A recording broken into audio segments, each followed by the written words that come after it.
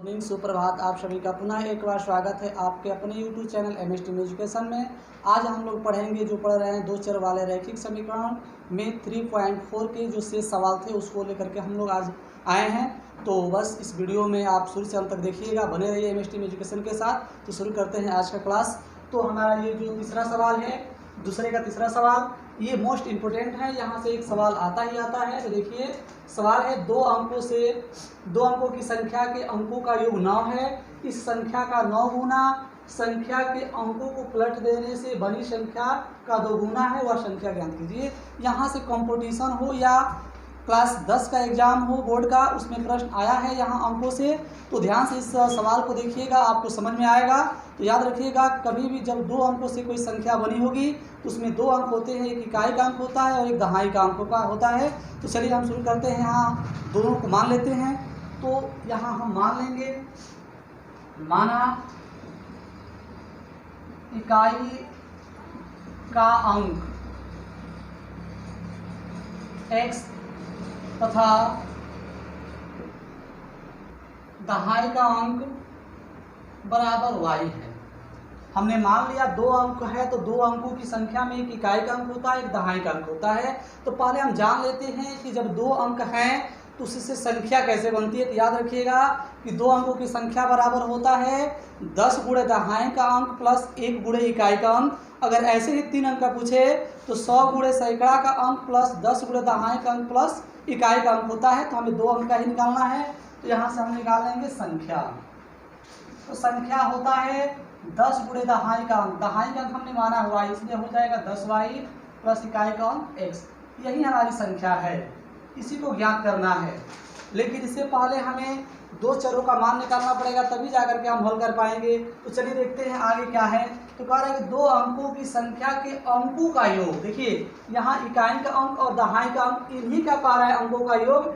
इसे लिखेंगे हम लोग प्रथम शर्तानुसार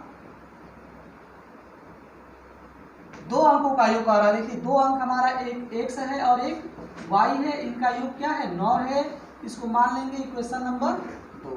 अब यहाँ लिखते हैं द्वितीय शर्तानुसार, द्वितीय शर्तानुसार। देखिए द्वितीय शर्तानुसार क्या कह रहा है, कह रहा है कि इस संख्या का 9 गुना, अर्थात जो संख्या निकाले हैं उसका 9 गुना। चलिए देखते हैं।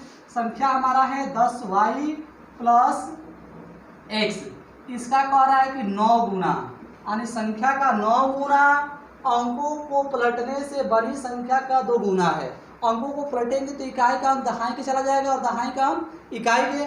जब अंक पलटेंगे तो यहाँ देखिए 10y है तो 10x हो जाएगा, और प्लस यहाँ x है तो वहाँ y हो जाएगा। और इसकी क्या है 2 गुना है। पुनः एक बार, संख्या का इस संख्या का 9 गुना संख्या के अंकों को पलटने से बनी संख्या का 2 गुना है। देखिए संख्या हमारा यह है, इसको 9 गुना कर दिया, इसके अंक पलट दिए। देखिए यहाँ 10y प्लस x था तो यहाँ 10x प्लस y कर दिए, और 2 गुना है तो 2 गुना कर दिए। अब इसको आगे हल करते हैं। देखिएगा हल करेंगे तो क्या हो जाएगा, जब इसे 9 से गुणा करेंगे तो 90y हो जाएगा प्लस 9x हो जाएगा, बराबर इसमें 2 से गुणा करिएगा तो 20x होगा प्लस 2y हो जाएगा। नीचे देखिएगा, उधर से हम x वाले को y वाले को इधर पक्षांतर कर देंगे, दोनों को कर देते हैं। चाहे x वाले को करते हैं पहले, तो 90y, ये y इधर से आएगा तो क्या हो जाएगा -2y बराबर 20x, और ये जाएगा उधर तो -9x हो जाएगा। इसको हल करेंगे तो 20 में से 9 घटाएंगे तो क्या होगा 11 होगा, 11x बराबर 90 में से 2 घटाएंगे तो क्या होगा 88 होगा, 88y, यानी 11 से कटा देंगे तो ये कट जाएगा। कितने बार में 8 बार में, यानी लिख सकते हैं x माइनस 8y बराबर 0। इधर पक्षांतर करेंगे तो हो जाएगा, ये बन जाएगा इक्वेशन नंबर 2। अब देखिए जब समीकरण 1 और 2 मिल गया, इसे हमें हल करना है विलोपन मेथड से। तो देखिए इसमें जो x का मान है दोनों बराबर है, यानी गुणांक बराबर करना होता है किसी भी दोनों इक्वेशन का, किसी एक चर का। तो अब यहाँ लिखेंगे हम लोग समीकरण 1 में से 2 को घटाने पर चलिए घटाते हैं। देखिएगा समीकरण एक यहाँ है तो ये हो जाएगा x प्लस वाई। घटाना है किसको, इक्वेशन 2 को, तो इक्वेशन 2 यहाँ है, ये हो जाएगा देखिएगा x माइनस 8y। चलिए बराबर में इधर 9 है, 9 और समीकरण 2 में 0 है तो 0 घटा देंगे। अब देखिएगा x कट जाएगा। अब ये देखिएगा y और माइनस से गुणा करेंगे तो ये प्लस क्या हो जाएगा 8y बराबर 9। इसको जोड़ दीजिएगा तो आपका हो जाएगा कितना होगा, देखिएगा 9y बराबर 9, यानी y का मान आ गया 1। देखिए y का मान क्या आ गया, 1 आ गया। अब यहाँ हम लिखेंगे y बराबर 1 का मान समीकरण 1 में रखने पर देखिएगा एक समीकरण यहाँ है, समीकरण नंबर 1, तो x की जगह पर 1 से रहेगा और y की जगह पर हम 1 रखेंगे और ये बराबर में 9 है। इसको उधर पक्षांतर करेंगे तो x बराबर क्या हो जाएगा 8, x बराबर 8 हो गया। चलिए अब हम निकालते हैं संख्या। संख्या हम यहाँ माने हैं तो लिखेंगे यहाँ अतः अभीष्ट संख्या बराबर, देखिएगा लिखा गया है 10 हो जाएगा, गुणे y का मान 1 आया है प्लस x यानी 8, हल करेंगे 10 से करेंगे 10 हो जाएगा प्लस 8 बराबर 18। इस तरह से हमने प्राप्त किया संख्या। 2 अंकों की संख्या कैसे निकली आपने इसको देखा और समझा। हम उम्मीद करते हैं आपको समझ में आया होगा। यदि समझ में नहीं आया हो तो आप कमेंट बॉक्स में कमेंट करके बताएं कि आपको समझ में आया है कि नहीं आया है। अगर नहीं आया होगा तो आपको जरूर बताया जाएगा, क्योंकि आपकी समस्या एमएसटी में एजुकेशन की समस्या है तो आपके हर एक समस्या को दूर की जाएगी। तो आप इस प्रश्न को नोट कर लीजिए ताकि आपको अगला प्रश्न बताया जाए तो नोट करिए। चौथा प्रश्न आपके सामने है। कह रहा है कि मीना 2000 रुपया निकालने के लिए बैंक गई। उसने खजांची से 50 रुपये तथा 100 रुपये के नोट देने के लिए कहा। मीना ने कुल 25 नोट प्राप्त किए। ज्ञात कीजिए कि उसने 50 और 100 रुपये के कितने नोट प्राप्त किए। आपको समझ में आ गया होगा कि मीना आप गई है बैंक और वह 50 रुपये और 100 रुपये की नोट प्राप्त की है और वह कुल नोटों की संख्या 25 है और जो वह नोटों की संख्या है वह रुपया में 2000 रुपया उतारी है। तो आपसे पूछा जा रहा है कि बताइए उन 25 नोटों में, देखिए 25 नोट को प्राप्त की है, 100 और 50 के नोटों में कुल नोटों की संख्या कितनी है 25। तो हमें बताना है कि 25 में से कितनी 100 की नोट है और कितनी 50 की नोट है। तो चलिए देखते हैं, उसी को जो प्रश्न में पूछता है उसी को हम लोग मानते हैं। तो यहाँ मान लेंगे, माना 50 की कुल नोटों की संख्या बराबर x तथा 100 की कुल नोटों की संख्या बराबर y। अर्थात हमने इस प्रश्न में मान लिया कि 50 की कुल नोटों की संख्या x है और 100 की नोटों की संख्या y है। चलिए अब इसको देखते हैं। आप याद रखिएगा, अगर एक 50 की नोट है तो वह 50 रुपया होता है, अगर 2 50 की नोट है तो हम 2 से गुणा कर देंगे रुपया बदलने के लिए तो 100 रुपया हो जाएगा। अर्थात जिस रुपये की नोट होती है उसको पैसे में रुपये में कन्वर्ट करना हो तो उतने से उसके नोटों की संख्या में गुणा कर देंगे तो पता चल जाएगा कि वो कितना रुपया है। तो प्रथम शर्त के अनुसार देखते हैं इसमें क्या दिया है। प्रथम शर्तानुसार देखिए एक कंडीशन कर रहा है कि मीना ने कुल 25 नोट प्राप्त किए। कुल नोट यानी कुल नोट का मतलब 50 की नोट और 100 की नोट। तो हमने मान लिया, यहाँ माना है कि 50 की कुल नोटों की संख्या x तो x हो जाएगा प्लस 100 की कुल नोटों की संख्या y और कुल नोट 100 और 50 का मिलाया जाएगा तो वह 25 के बराबर है। तो हम बराबर में 25 कर देंगे, ये हो जाएगा हमारा समीकरण नंबर 1। चलिए हमने निकाल लिया पहला समीकरण। अब देखते हैं दूसरा समीकरण क्या है। तो दूसरा समीकरण निकालने के लिए लिखेंगे द्वितीय शर्तानुसार। द्वितीय शर्त में देखिए कह रहा है कि मीना ने 2000 रुपया निकाले हैं। तो 2000 रुपया निकाले हैं तो वह रुपया जो होगा वह नोटों में अगर देखा जाए तो वह 100 का नोट होगा और 50 का नोट होगा। तो देखिए हमने माना है 50 की कुल नोटों नोटों की संख्या x है, तो अगर 1 है तो 50 की अगर एक नोट है तो 50 रुपया होगा, 2 है तो 2 से गुणा कर देंगे तो 100 रुपया हो जाएगा। उसी प्रकार से कितने हैं, 1 नोटों की संख्या है तो 1 नोटों में 50 रुपये की जो नोट है कितना रुपया हो जाएगा, तो हो जाएगा 50 1 रुपया हो जाएगा। प्लस 100 की नोटों में कहा तो 100 की नोट y है तो वह हो जाएगा 100 y, और इन दोनों को जब रुपया में कन्वर्ट कर लिए नोटों को तो वह कुल 2000 के बराबर होगा। अब इसमें हम 50 कॉमन कर लें तो 50 कॉमन करेंगे तो हो जाएगा यहाँ x और यहाँ हो जाएगा 2y बराबर 2000। एक जीरो से एक जीरो कट गया तो यहाँ बचेगा x प्लस 2y। जब 5 को इधर पक्षांतर करेंगे तो बटे में चला आएगा, और 200 में हम 5 से भाग देंगे तो कितना हो जाएगा, 40 होगा। कितना होगा, 40 हो जाएगा। यह हमारा बन जाएगा समीकरण नंबर 2।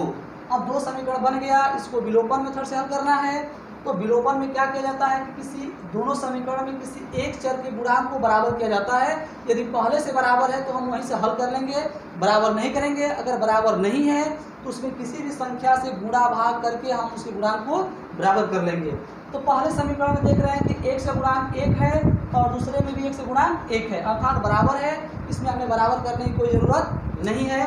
तो आगे हल करेंगे तो लिखेंगे समीकरण 1 में से 2 को घटाने पर, चलिए घटाते हैं।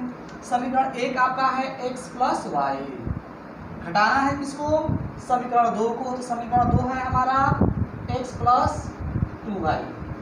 अब दूसरा साइड दूसरे में से घटेगा, दूसरा साइड में पहले समीकरण में 25 है माइनस 40। चलिए घटाते हैं, 1 से 1 से घटाएंगे कैंसिल हो जाएगा।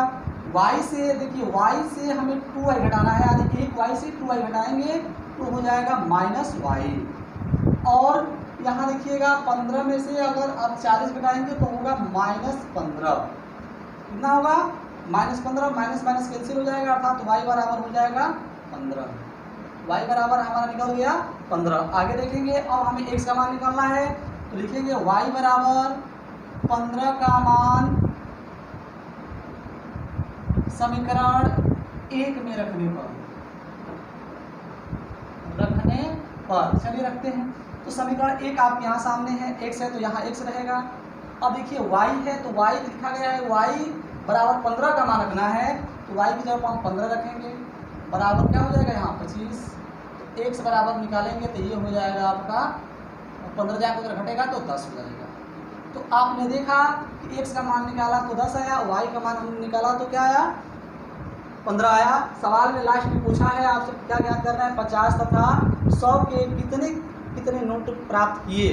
तो देखिए हमने माना भी वही है कि 50 की कुल नोटों की संख्या x, यानी 50 की नोटों की संख्या x का मान निकला है 10, यानी आप कहेंगे कि 50 की नोटों की संख्या कितनी है, 10 है। तथा 100 की नोटों की संख्या हमने y माना है और निकाला है कितना, 15। तो अंत में लिखेंगे अतः 50 रुपये के नोटों की संख्या बराबर, देखिए 50 माने हैं x तो x माने 10 हो जाएगा, तथा 100 रुपया के नोटों की संख्या हमने माना है y तो 15 हो जाएगा। अगर आपको चेक करना है तो शर्त जो दिया है उसमें चल करके हम देख सकते हैं। कुल नोटों की संख्या 25 दिया है, 10 और 15 जोड़ेंगे तो 25 हो जाएगा। इसको रुपये में कन्वर्ट करके देखेंगे तो 2000 आपका आ जाएगा। तो हम उम्मीद करते हैं आपको समझ में आया होगा। समझ में अगर नहीं आया है तो आप कमेंट करके जरूर बताइएगा, आप इसे नोट करें ताकि अगला प्रश्न बताया जाए। प्रश्न है काफ़ी बड़ा है, लिखित जो प्रश्न है बड़ा है, लेकिन हल जब करेंगे तो काफ़ी आपको आसान लगेगा। तो चलिए पहले प्रश्न पढ़ते हैं तब बताते हैं क्या करना है। तो प्रश्न है, किराया पर पुस्तक देने वाले किसी पुस्तकालय प्रथम 3 दिनों का नियत किराया है। यहाँ ध्यान दीजिएगा, 3 दिनों का नियत किराया है। आगे कह रहा है तथा उसके बाद प्रत्येक अतिरिक्त दिन का अलग किराया है।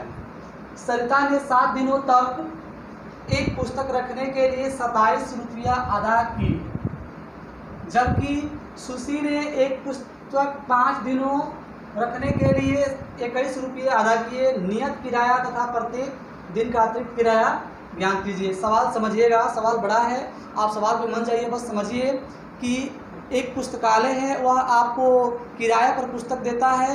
वह पुस्तक जो देता है 3 दिनों के लिए एक नियत किराया है, कहता है कि आप 3 दिन ले जाइए, इसका जो फिक्स है किराया, लेकिन आप उसके बाद अतिरिक्त दिन लेंगे तो उसका मैं अलग चार्ज लूँगा। 3 दिन का मेरा किराया नियत है, आप जितना दिन अतिरिक्त रखना चाहते हैं रखिए, लेकिन उसके लिए अतिरिक्त किराया आपको देना पड़ेगा। और ये कह रहा है कि तब बताइए कि उसका अतिरिक्त किराया कितना है और नियत किराया कितना है। याद रखिएगा, जो नियत किराया है हर कंडीशन में उतना ही रहेगा, वो क्योंकि पहले फिक्स कर चुका है, आपको 3 दिन के लिए पुस्तक लेना ही लेना है। उसके आगे आप चाहें तो लीजिए, चाहे मत लीजिए, लेकिन 3 दिन फिक्स कर दिया गया है। तो देखते हैं हम लोग सवाल को, कि यहाँ मानेंगे, माना पुस्तक का नियत किराया 100 रुपया है तथा प्रत्येक अतिरिक्त दिन का किराया ₹y है। अब आपको समझ में आ जाएगा। देखिए इसमें कंडीशन क्या कह रहा है, पहला जो दिया है इसमें कह रहा है कि सरिता ने 7 दिन तक पुस्तक रखी है। तो आप ध्यान दीजिएगा, जब 7 दिन तक रखी है तो देखिए इसमें लिखा है कि 3 दिनों का नियत किराया, यानी 7 दिन में उसका 3 दिन जो होगा वो नियत किराया होगा, याद रखिएगा। बल्कि यहाँ जो हम लोग माने हैं, माना पुस्तक का नियत किराया, तो पुस्तक का 3 दिनों का मान लेते हैं। पुस्तक का, ऊपर मैं लिख दे रहा हूँ, पुस्तक का 3 दिनों का नियत किराया, माना पुस्तक का 3 दिनों का नियत किराया बराबर 100 रुपया है। तो वह जो 7 दिन पुस्तक ली है, जिसमें 3 दिन आपका क्या है, नियत किराया है, तो उस 3 दिन के लिए सिर्फ उसको कितना देना पड़ेगा, 100 रुपया देना पड़ेगा। याद रखिएगा कि 3 दिन के लिए कितना देना पड़ेगा, 100 रुपया, क्योंकि यहाँ माना गया है।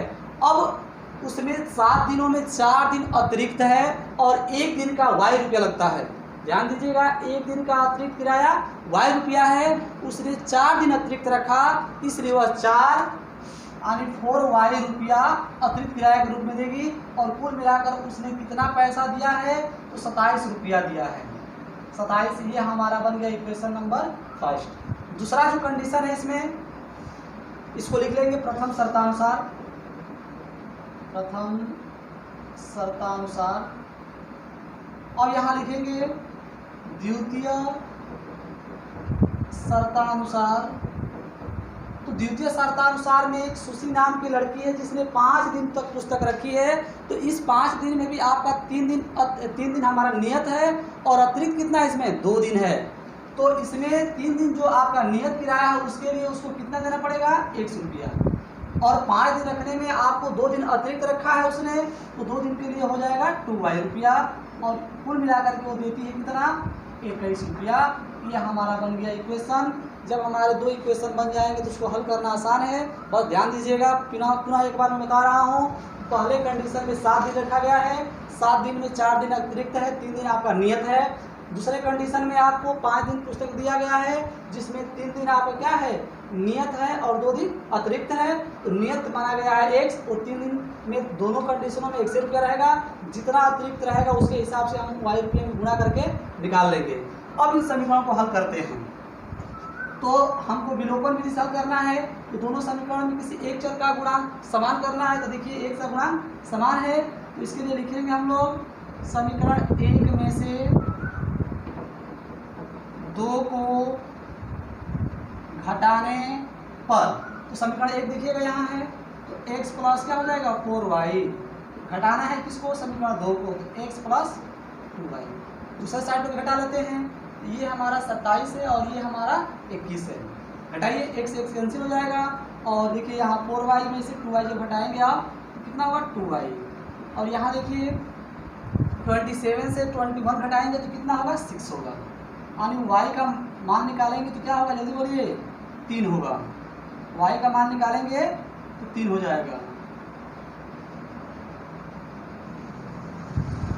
अब आगे देखेंगे तो x का मान निकालना है, तो इसको हल करेंगे, लिखेंगे y बराबर 3 का मान समीकरण 1 में रखने पर, चलिए रखते हैं।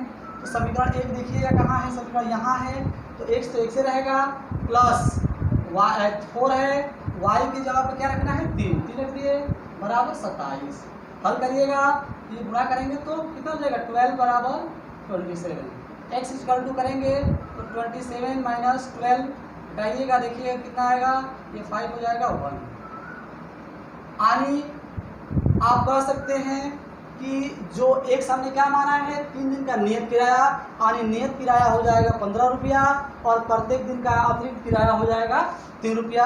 अब आपको समझ में आ गया होगा, आप इसे देख सकते हैं। हम उम्मीद करते हैं आपको ये वीडियो पसंद आई होगी। अगर आपको यह वीडियो पसंद आई हो तो आप इसको लाइक तथा सब्सक्राइब अगर नहीं किए हैं तो सब्सक्राइब कर दें, और साथ ही साथ अपने दोस्तों में शेयर करें, और आप सभी वीडियो को शुरू से अंत तक देखें। हम आपको विश्वास दिलाते हैं कि सारे सब्जेक्ट आपको समझ में आएगा, बस आप कंटिन्यू सारे वीडियो को देखें। तो इस वीडियो में इतना ही, अगले हम वीडियो में मिलेंगे अगले चैप्टर के साथ, जिसका नाम है बाय क्रॉस मेथड, जो ब्रज गुणन द्वारा दो रैखिक समीकरणों को हल करना हम लोग सीखेंगे। तो आज की वीडियो में बस इतना ही, अगले वीडियो में मिलेंगे, तब तक के लिए धन्यवाद।